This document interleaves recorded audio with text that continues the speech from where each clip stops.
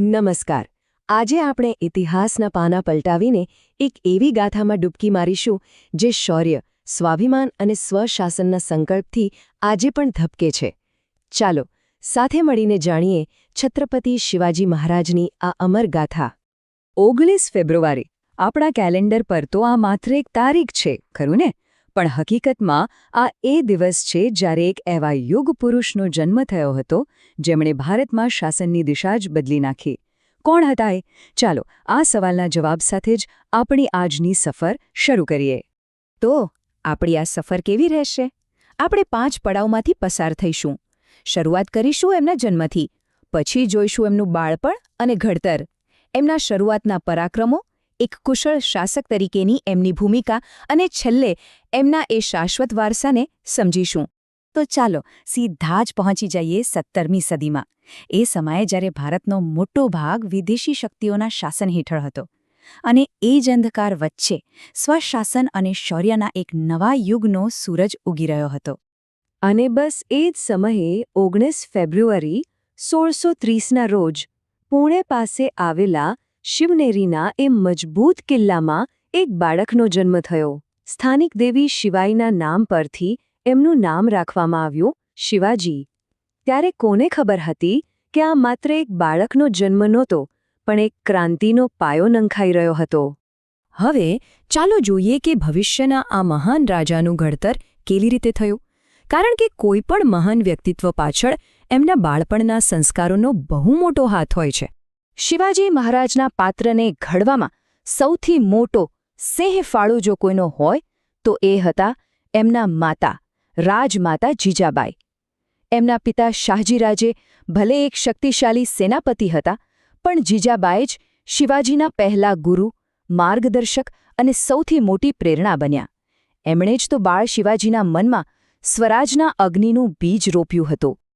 જીજાબાઈ પાસેથી એમને રામાયણ અને મહાભારતની વીરગાથાઓનો વારસો મળ્યો, તો બીજી તરફ ગુરુ દાદોજી કોંડદેવે એમને શસ્ત્ર અને શાસ્ત્ર બંનેમાં નિપુણ કર્યા. બસ આ જ સંસ્કારોએ મળીને એમનામાં ન્યાય, હિંમત અને સ્વરાજના સપનાને એક અડગ સંકલ્પ બનાવી દીધો. અને અહીંથી એ સપનાને હકીકતમાં બદલવાની શરૂઆત થઈ.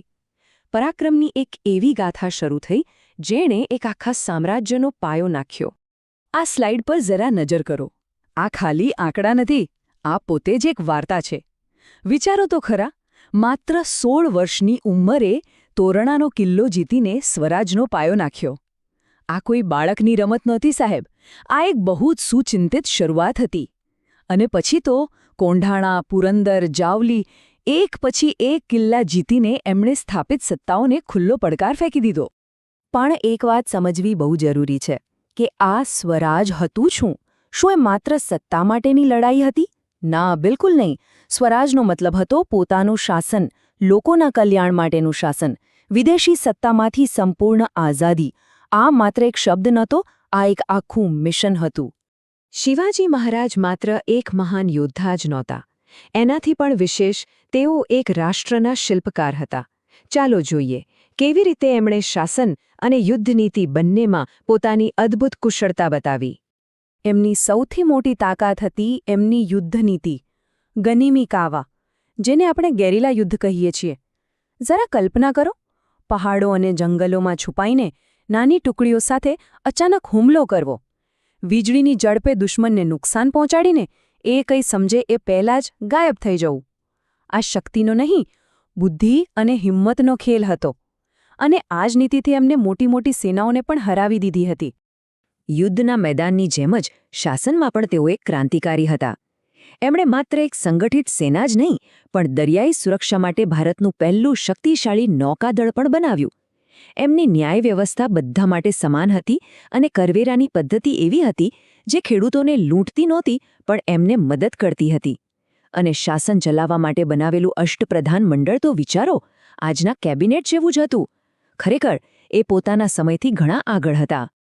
અને હવે આપણે આવી પહોંચ્યા છીએ આ ચર્ચાના અંતિમ અને સૌથી મહત્વપૂર્ણ ભાગ પર, શિવાજી મહારાજનો એ શાશ્વત વારસો જે આજે પણ લાખો લોકોને પ્રેરણા આપે છે. ફક્ત આ એક આંકડા પર નજર કરો, 360. આ કોઈ નાનો આંકડો નથી. એમના શાસનના અંત સુધીમાં લગભગ આટલા કિલ્લાઓ પર મરાઠા ધ્વજ લહેરાતો હતો.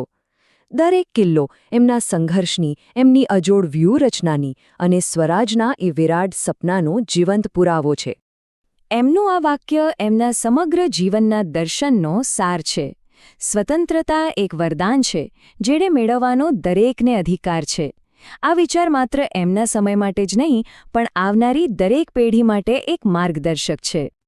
અને અંતે એક વિચારવા જેવો પ્રશ્ન: શિવાજી મહારાજની નેતૃત્વ ક્ષમતા, એમની ન્યાયપ્રિયતા અને એમની અડગ દેશભક્તિમાંથી આજના સમયમાં શું શીખી શકાય?